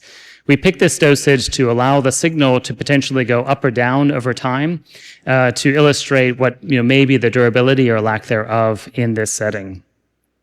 So using flow cytometry, we quantified TD tomato expression in CD31 positive cells isolated from the lungs.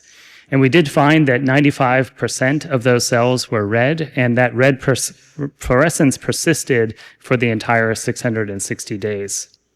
Similarly, about 60 to 80% of EpCAM positive epithelial cells were red. And interestingly, about 60 to 80% of both EpCAM positive NGFR positive cells and EpCAM positive keratin 5 positive cells, wherein keratin 5 represents only about 1 to 3% of all cells in the mouse lungs, were also durably positive. So it set up hypothesis that, of course, will require additional studies, that perhaps these cells are differentiating into the rest of the epithelium in the lungs and leading to that durability of the red fluorescence. We did detect red fluorescent CD45 positive immune cells, although at a much lower rate. And we believe this is because they do not express the receptor that bound vitronectin uses for internalization, that integrin, and that likely explains why there's a lower fraction of those cells transfected. So next, with RECODE, we cultured human bronchial epithelial cells. And this particular cell line is a heterozygous cell consisting of the R553X mutation and the F508del mutation. The cell line was particularly helpful because we could do a comparison study with Trikafta that would work on the F508del allele and a base editor, in this case adenine base editor mRNA with a single guide RNA designed to correct the R553X mutation, and compare those two conditions side by side. So as shown here, both treatment of Trikafta and treatment with LNP-ABE led to about 54% restoration of function in the human bronchial epithelial cell, which is a fully differentiated setting. When we combine the two treatments together, the Trikafta plus ABE-mediated correction, the restoration of function increased to 85%, suggesting that potentially these modulator drugs can help CFTR proteins fold better, even when they're not necessarily perfectly formed after mRNA translation. Next, we collaborated with friends at Case Western Reserve University who developed a R553X nonsense CF mouse. Because these animals do not have a strong lung phenotype, do not have mucus and other physiological responses, Craig's lab was able to isolate stem cells from the intestines and grow them into organoids that, following stimulation, could allow turning on of the CFTR pump, which would then lead to salt and fluids to rush inside of the organoid, leading to swelling. So we mailed lipid nanoparticles to Cleveland. Craig's team treated the organoids and then mailed the DNA back to us.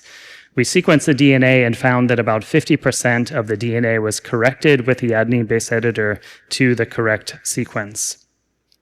And this level, about 50% correction, interestingly led to 80% swelling of these organoids, which is shown in the video in the center.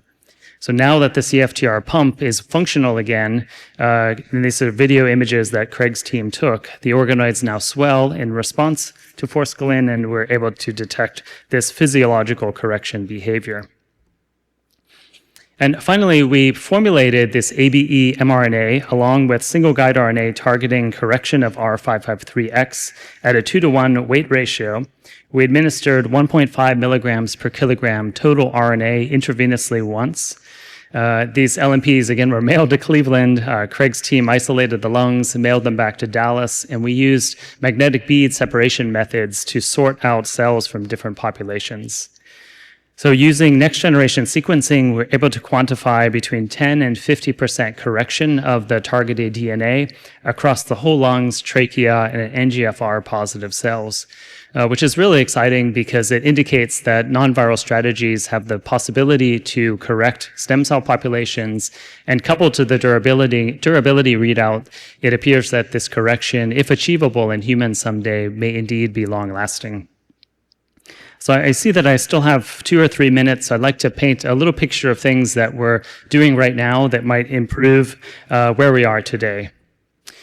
So first, one may be able to achieve genome correction by nebulized delivery into the lungs, which is taking place now, and I think is a great idea as a first step to creating long-lasting correction in the lungs. It may alternatively be possible, as I showed today, to reach the lungs through intravenous delivery. In both of these settings, the reality is that this may have to happen in the backdrop of inflammation and infection.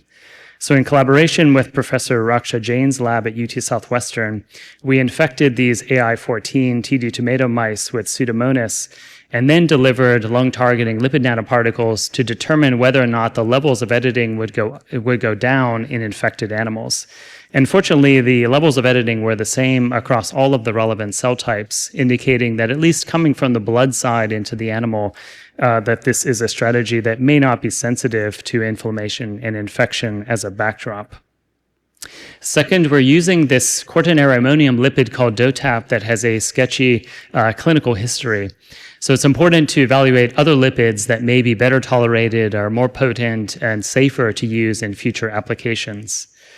So Zero Tian in my lab recently synthesized 400 analogs of DOTAP using chemical synthesis methods, and we were able to identify alternative lipids that are 25 times more potent. They have incredible lung selectivity after IV dosing and still reach the same relevant cell types in both mice and rats. So this paves the way that we may be able to improve the tolerability profile of IV-administered medicines in the future. And then finally, there's great concern of lipid nanoparticles inducing antibodies that might prevent repeat dosing in humans someday. After all, LNPs are coated with polyethylene glycol, which is a very ubiquitous polymer. Its Miralax is polyethylene glycol. Basically, all the creams that we rub on our face every day contain polyethylene glycol, and at least 30%, if not more, of humans already have pre-existing antibodies against this polymer. So far it hasn't been a major issue, but it's possible that it could be. So Yufan Xiao in my lab decided to use atom transfer radical polymerization to control the shape of the polymer as a way to block binding of anti-PEG antibodies. And to make a long story short, we were able to extend the degree of polyethylene glycol polymerization and the side chain length to create these small mushroom shape on the surface of LNPs. And the mushrooms block antibody generation and binding much better than linear polymers. So we show here that after stimulating formation of antibodies and then repeat dosing every 3 days for a month, 100% of animals that received FAH mRNA in knockout, where these animals do not express that protein, survived, whereas conventional linear PEG, only 3 of 8 survived. So tying together the lectures that you've seen today in this symposium, I want to remind us that mRNA is ultimately instructions. You can encode any protein you want with an mRNA, and that sets up things like multiplex delivery. It sets up the opportunity to encode anti-inflammatory cytokines and other things that might help our next generation therapies. As we've heard today, it's a viable strategy to create edited cells out of the body and transplant them back into the body.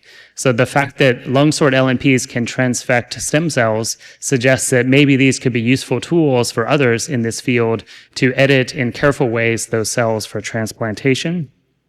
And finally, the durability in the lungs suggests that this strategy could be useful for CF and other diseases, whereby if those mutations were corrected in the basal or stem cell populations, this indeed will be permanent. So with that, I thank Ya-Wen, Samantha Chatterjee, our great collaborators, and the Cystic Fibrosis Foundation who funded this project that I talked about today, and appreciate your attention.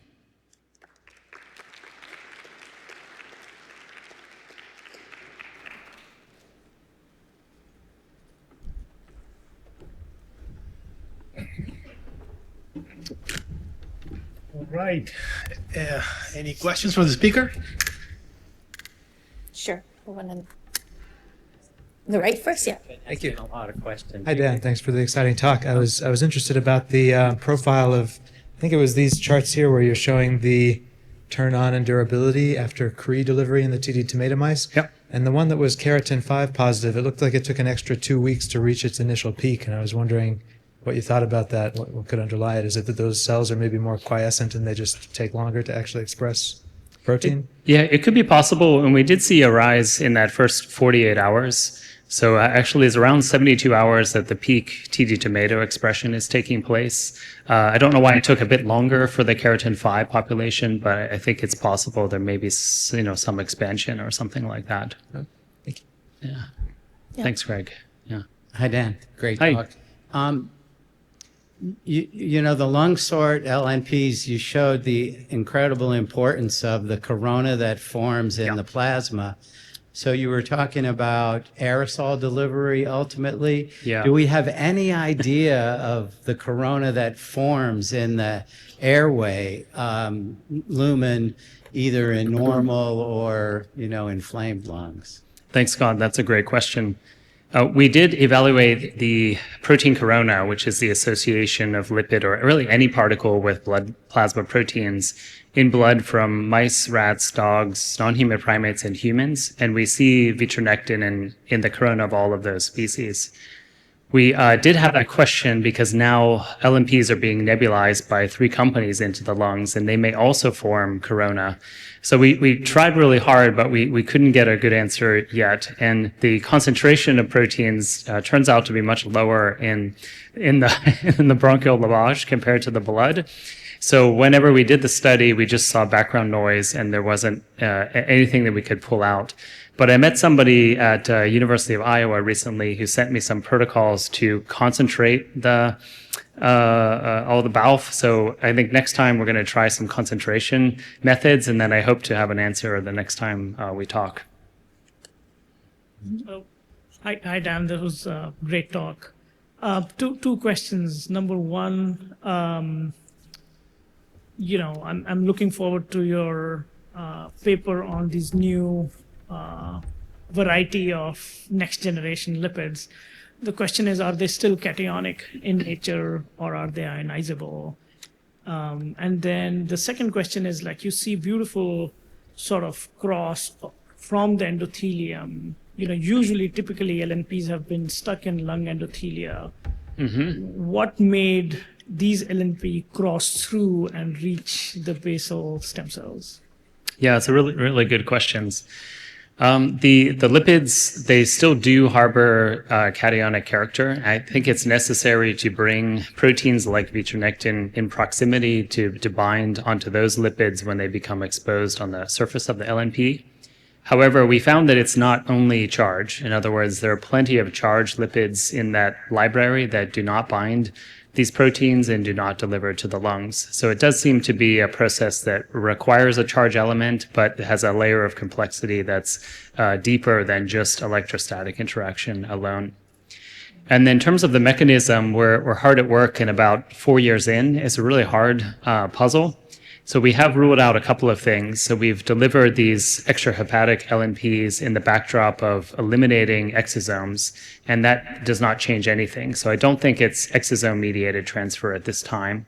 We've also eliminated macrophages and then chased with these LNPs that go to the lungs, and that also does not affect their ability to reach the epithelium. So I don't think it's immune cell or other transfer. So it's starting, also I don't think it's passive delivery, as Warren Chan has shown in the zombie mouse, that most LNP transport is active.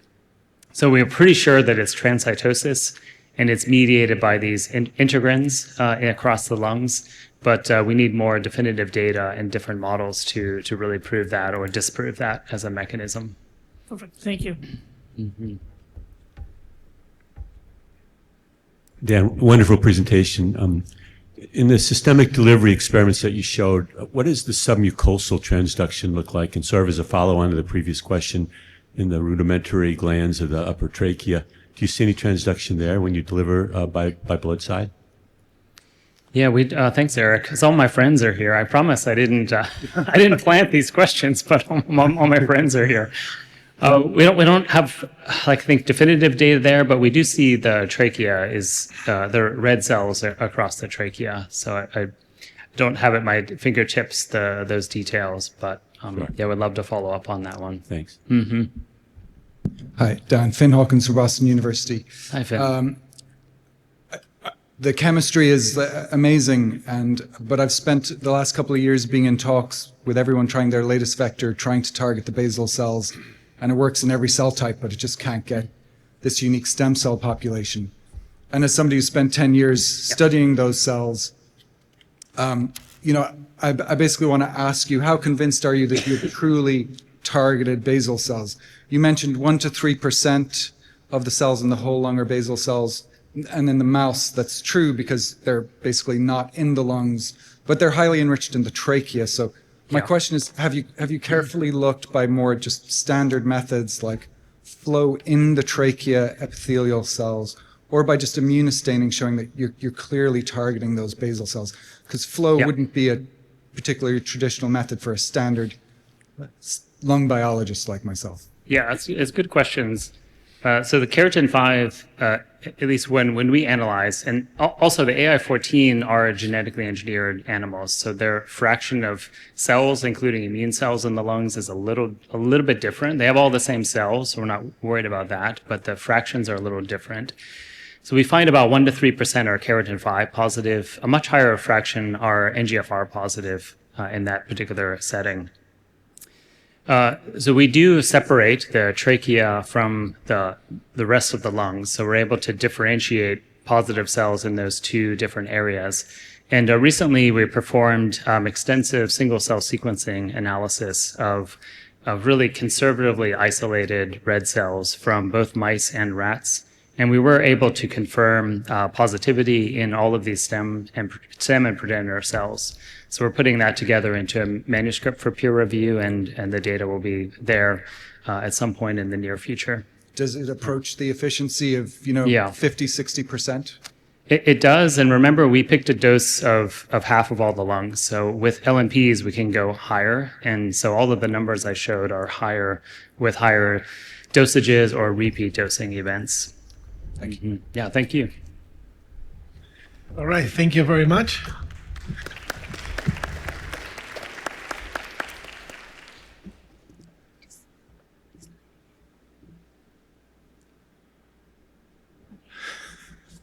So I know we were supposed to have, I guess, some moderating session, but I think we've run out of time. So I'm just going to close the symposium. So I think we've seen how understanding airway cellular architecture guides the choice of therapeutic targets and inform the design of delivery systems that can reach those cells effectively. These discussions, I guess we can all say, define the blueprint for the next generation of molecular therapies in CF. Before I go, I was tasked by my boss to share or basically plug this journal. So this is Stem Cell Reports. Stem Cell Reports is the official journal of the International Society for Stem Cell Research. It is a Cell Press partner journal, and it's an open access peer-reviewed journal. You can see that the turnaround time from submission of your manuscript to the first test decision is only 5 days, so very quick turnaround time. I highly encourage you that if you have any manuscript ready, consider submitting your research article to this journal. This is my boss, Dr. Janet Rossline. She's the editor-in-chief. She was my former postdoc boss, but now she's my boss in a different capacity. And so she told me you need to put up some slides promoting stem cell reports. Here are our associate editors. You can see these are esteemed scientists in their fields who are contributing to making this journal a really high impactful journal. So I know there's a misunderstanding that Stem Cell Reports only publishes papers related to stem cells, but it is actually not true. We do publish papers related to cell and gene therapy in regenerative medicine, preclinical and clinical studies in regenerative medicine, and of course, tissue engineering and biomaterials. So if you have any work related to that, please consider submitting your paper to Stem Cell Reports. And then finally, I would just like to say thank you all for attending the symposia, and go Blue Jays, go!